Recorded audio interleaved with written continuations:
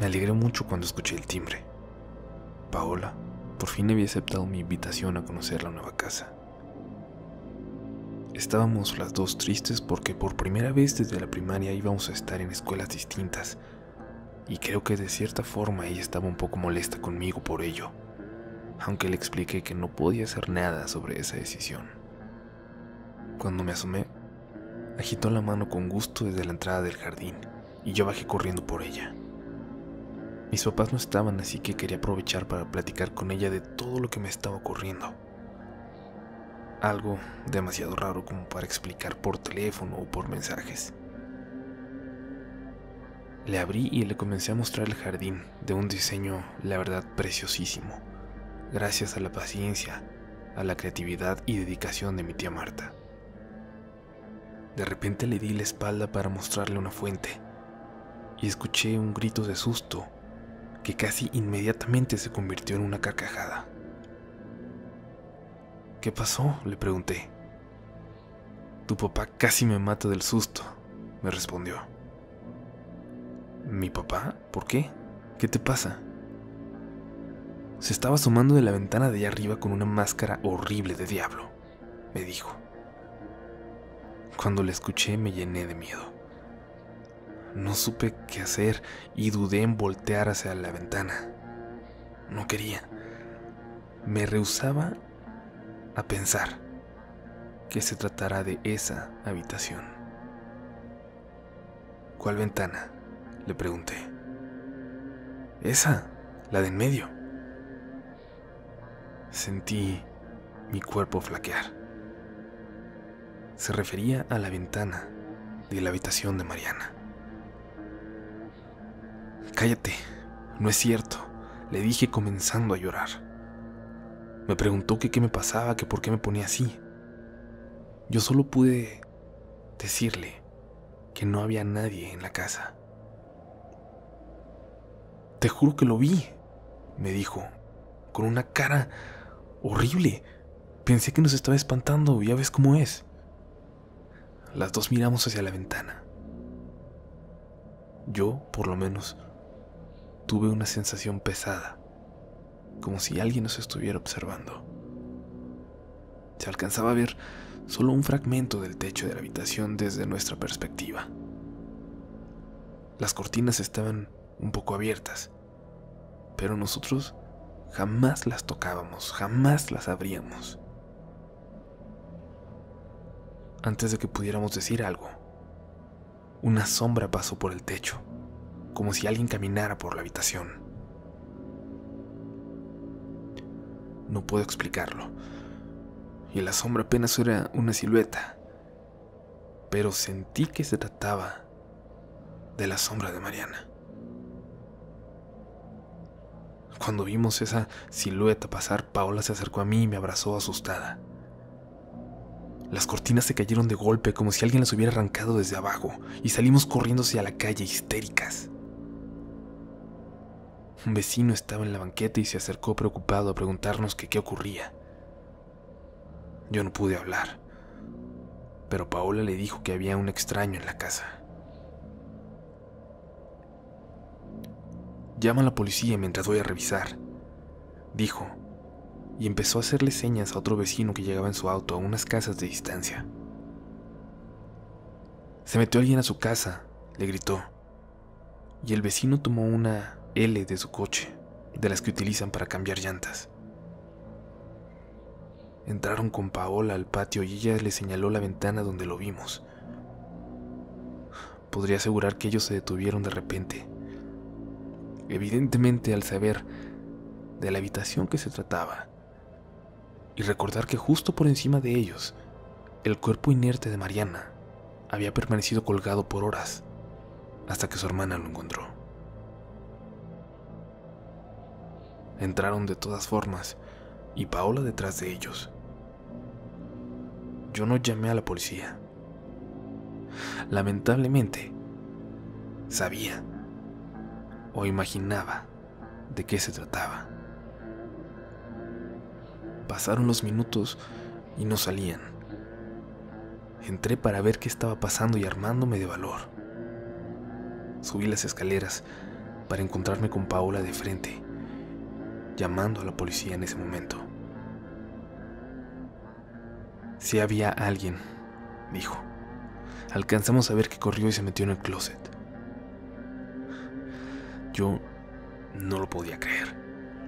No supe si alegrarme o asustarme aún más, pero corrí hasta el cuarto donde los dos señores intentaban abrir las puertas del enorme closet de Mariana. Salte, desgraciado, antes de que llegue la patrulla y te vaya peor. Le decían y le gritaban groserías y jalaban con todas sus fuerzas, casi colgándose de las puertas, pero éstas no cedían. El sonido de la puerta eléctrica de la entrada de los carros llamó nuestra atención.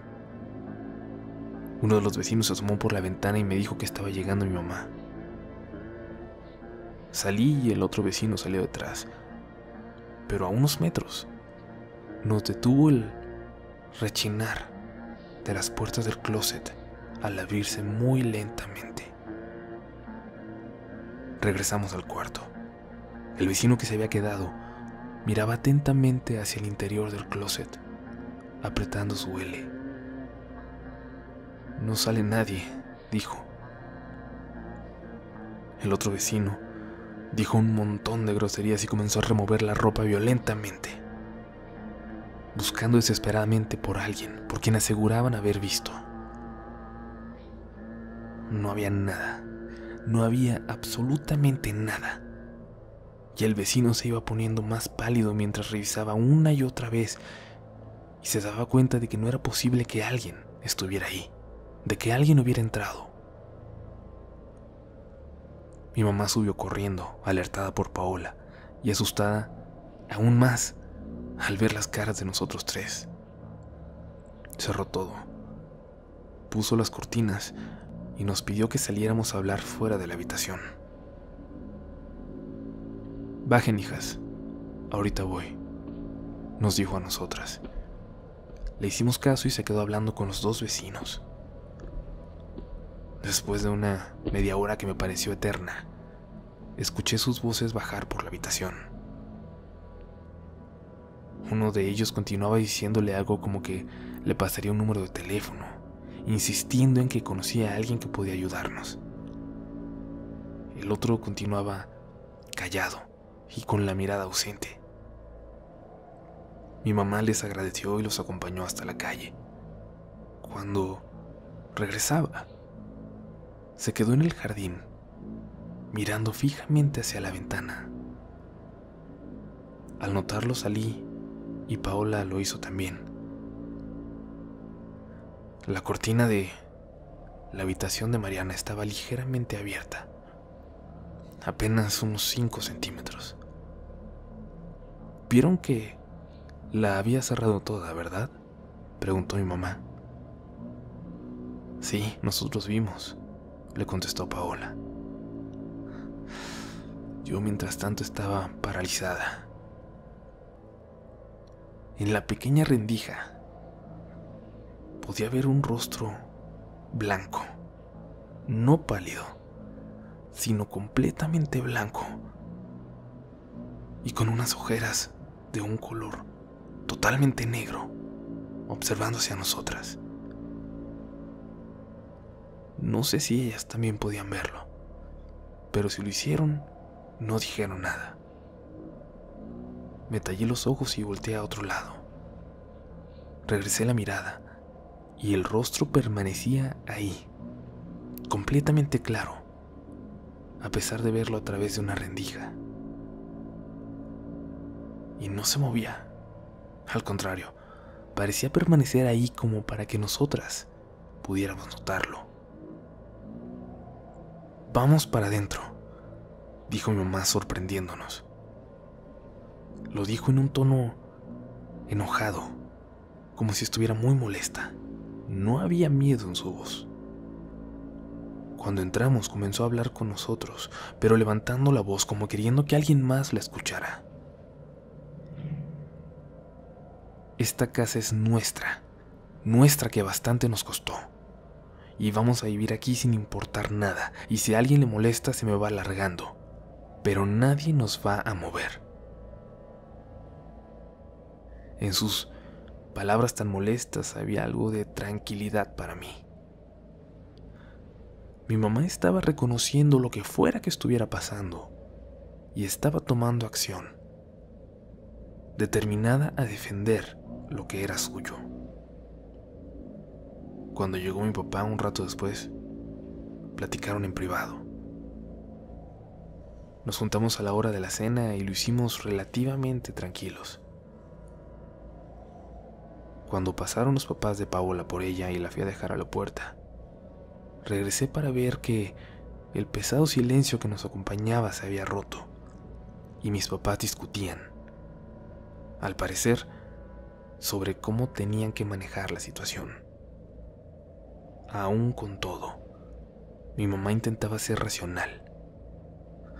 Lo racional que se puede ser al discutir sobre un supuesto fantasma que habita en tu casa. Mi papá fue a un cajón junto a la entrada, enojado, y sacó una cajetilla de cigarros que debe haber tenido de años antes, pues hacía muchísimo que no lo veía fumar. Salió y mi mamá lo hizo detrás de él. Yo los escuchaba desde la puerta. «Podemos irnos y ya», le decía a mi papá. «Poner un anuncio de que se renta y al carajo, si se renta bien, y si no ya veremos». «No seas absurdo, por favor, Ernesto», le contestó mi mamá. «¿Por qué nos vamos a ir? ¿De qué vamos a tener miedo? ¿Cuándo has sabido que un fantasma le haga daño a alguien?». Cuando dijo eso, se quedó callada. También lo hizo mi papá. Creo que en ese momento se dieron cuenta de que estaban parados justo debajo de donde habían encontrado colgando a Mariana.